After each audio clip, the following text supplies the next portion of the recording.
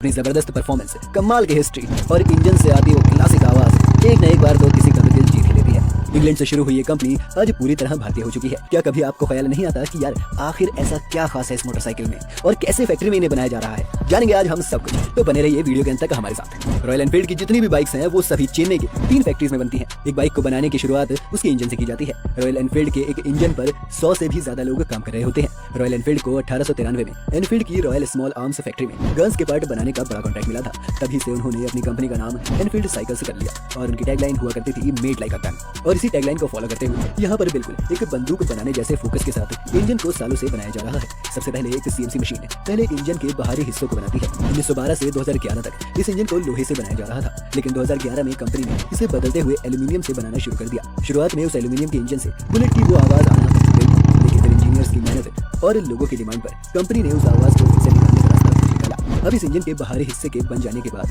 इसमें वर्कर्स हाथों से बेयरिंग, गियर, शाफ्ट और पिस्टन्स को डालते हैं, जिन्हें फैक्ट्री में ही बनाया जाता है। फिर बारी आती है क्रैंक शाफ्ट के डालने की, जो आपके गियर्स को कंट्रोल करती है। रॉयल एनफील्ड के इंजन 350 और 500 सीसी में आते हैं, लेकिन ज्यादातर लोग 350 सीसी के इंजन वाली बाइक ही ज्यादा पसंद करते हैं। रॉयल एनफील्ड के इस इंजन असेंबली लाइन में एक कमाल की बात यह है कि मर्द और औरतें दोनों इस डिवीजन में काम करती हैं। अब इंजन बनने के बाद सबसे पहले इसे टेस्ट किया जाता है। इंजन को टेस्ट करने के लिए पेट्रोल टैंक की गैर मौजूदगी में फ्यूल डायरेक्टली इंजन में डालकर उसे अलग अलग गियर में टेस्ट किया जाता है। सिर्फ इंजन की वर्किंग ही नहीं, एक ऑडोमीटर की मदद से ये भी चेक किया जाता है कि क्या ये इंजन वही बुलेट वाली आवाज निकाल पा रहा है या नहीं। अब बारी आती है पेट्रोल टैंक की। बुलेट का पेट्रोल टैंक 13.5 लीटर का होता है और इसे बनाने के लिए स्पेशल मशीन्स द्वारा पहले इसके 2 अलग अलग हिस्से बनाए जाते हैं, जिन्हें बाद में अच्छी तरह से वेल्ड कर दिया जाता है। वेल्डिंग के बाद इस टैंक को पानी में डुबाकर लीकेज के लिए चेक किया जाता है। अगर सब कुछ सही है तो फिर इन टैंक्स को आगे भेज दिया जाएगा, जहाँ एक रोबोटिक आर्म की मदद से इन्हें पेंट किया जाएगा। पेंट होने के बाद डिजाइनर्स अपने हाथों से इस टैंक पर बुलेट के सालों से चले आ रहे डिजाइन बनाते हैं और सब होने के बाद इन टैंक्स की शाइन बनाए रखने के लिए इन पर एक पॉलिश की लेयर स्प्रे कर दी जाती है। टैंक के बाद फ्रेम की बारी आती है,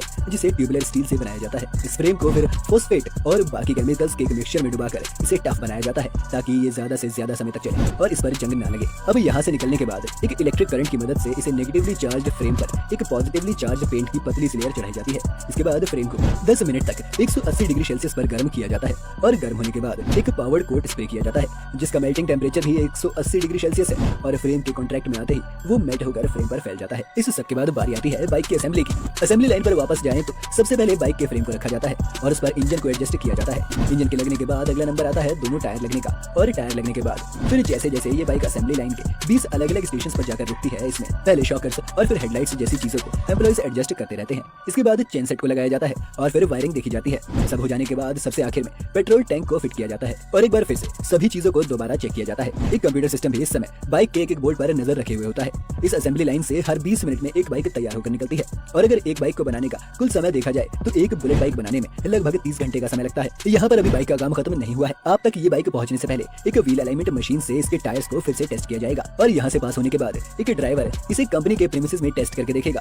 इसे फाइनल टेस्ट से अप्रूव होने के बाद ही किसी बाइक को फैक्ट्री से बाहर निकाला जाता है। चेन्नई की फैक्ट्री को उस वक्त सबसे पहली बार सेटअप किया गया था जब इंडियन आर्मी ने 50 के दशक में रॉयल एनफील्ड बाइक का एक बड़ा ऑर्डर दिया था।